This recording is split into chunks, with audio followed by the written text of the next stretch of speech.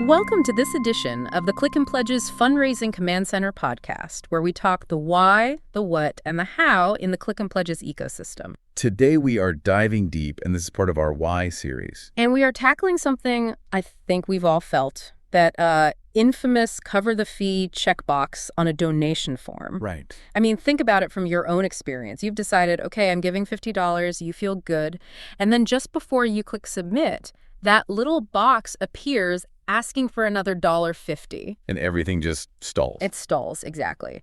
So why does that 3% feel so much worse than, say, if you had just decided to give $60 from the start? It's weird. It is weird, but that feeling is what we're digging into. Our mission here is to use some really high-level behavioral economics. We're talking Nobel laureates, landmark studies, to show you that what you're feeling is scientifically validated. And then we'll outline a much better strategy. We're going to show you how to turn that fee from a tax into what we call a multiplier. This is really essential stuff for fundraising effectively. All right, let's do it. Let's start with that immediate gut reaction, that feeling when the fee pops up. It just feels like a toll, you know, an extra cost that has nothing to do with why I wanted to donate. Exactly. And there's a term for this. It's what researchers Prelek and Lowenstein call the pain of paying. The pain of paying. The key idea here is something called a decoupled cost. So when you donate your $50, you're coupling the money with the benefit, the good feeling. Right. It's one package. It's one rewarding exchange. But that fee, that's a decoupled cost. It's separate from the mission. It feels like you're paying for the plumbing, not for the actual impact. So the $50 is the reward, but the $1.50 is just friction. Why does our brain register such a small amount so negatively? Well, this is where it gets fascinating. We really recommend looking at the neuroscience here because it's a huge warning sign. When you see that separate fee, a part of your brain called the insula activates. And the insula is? It's the region associated with pain and even disgust. Wow. So while the donation itself is lighting up your reward centers, giving you a dopamine hit, that little fee is literally triggering a pain signal at the exact same time. That's incredible. So you're creating a chemical battle in the donor's brain at the most critical moment. You are. You're voluntarily triggering a pain response. Right. And that leads us right into the Nobel Prize-winning idea that explains why the label on that money is so important. Mental accounting. Mental accounting. You know, in pure economics, a dollar is a dollar. It's fungible. But our brains don't work that way at all. We are messy accountants. We are wonderfully messy. And this is where we suggest focusing on Richard Thaler's work, the Nobel laureate. His findings on mental accounting matters showed that we put money into these separate mental buckets. And for a donor, there are basically two big ones. The first is the mission bucket, money for programs for helping people.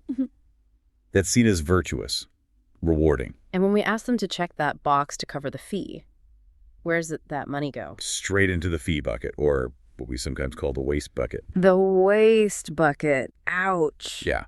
It's money for admin, for processing. It's viewed as a tax, a necessary evil, maybe, but it's not the mission. So by forcing them to check that box, you're making them consciously move money into their mental waste bucket. You're forcing them to fund something that feels non-virtuous. And that creates huge internal friction, even for a tiny amount. It's not about the logic. It's about the emotional label on the expense. And this aversion to overhead is so strong, it actually led to one of the most important fundraising studies ever. Okay, let's go there. Because this aversion you're talking about, this waste bucket idea, it's a huge problem for charities, right? A massive problem. And this brings us to a 2014 study in the journal Science. It was by Neasy, Keenan, and Neasy. And they looked at 40,000 donors. 40,000. Yeah, a huge sample. And they set up this brilliant experiment. One group was told, you know, the standard thing, a portion of your donation goes to overhead. Okay, the control group. Right. But the second group, they were told that some wealthy private donors had already covered all the overhead. So they were guaranteed that 100% of their donation would go to the mission. The 100% impact model, no waste bucket required for them. And the result? It was transformational. Donations from the 100% impact group? They nearly tripled. Tripled. Not 10% more, not 20, 300%. Tripled. It proves the reluctance isn't about the money. It's about the framing.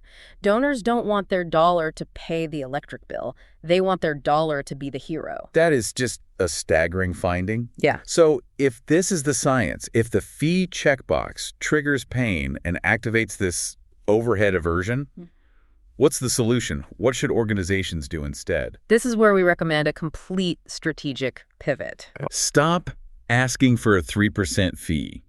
It feels like a tax. Instead, start asking for a 10 to 15% operations grant. Wait, hold on. You're telling me after all this about how much people hate a tiny 3% fee that we should ask for 15%? That sounds like it would fail spectacularly. It would fail spectacularly if you just called it a bigger fee. But that's the point. The framing is everything. You're not asking them to pay a bill anymore. So what are you asking them to do? You're offering them an opportunity. You're using that NEASY research to reposition them. They're not just a donor, they're an angel investor. They're part of a keystone circle. Ah, so they become the wealthy private donor from the experiment. Exactly. Their extra contribution is what enables the 100% impact promise for everyone else. They become the hero that unlocks the model. That completely flips the mental accounting. Their extra money isn't going into their own waste bucket. It's going towards eliminating the waste bucket for the entire community. That's the key. So the script we suggest testing is something like... Give me the language. Something like this. Join our Mission Keystone Circle. By adding 15% to your gift, you cover all our essential operational costs, ensuring that 100% of all other public donations go directly to the field. You unlock 100% impact for everyone. You're not paying a bill, you're funding a movement. It changes the act from a loss into leverage. It does. Now, of course, this promise has to be credible. You have to have the internal alignment to make it true. But it shifts the focus from a tiny, painful cost to a large-scale strategic investment.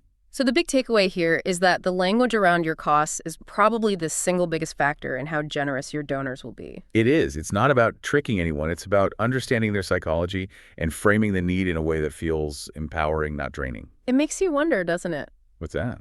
How many potential donors, maybe even major donors, have we all lost over the years just because we made giving feel like paying a utility bill instead of changing the world? That's the question everyone should be asking as they look at their donation forms tonight.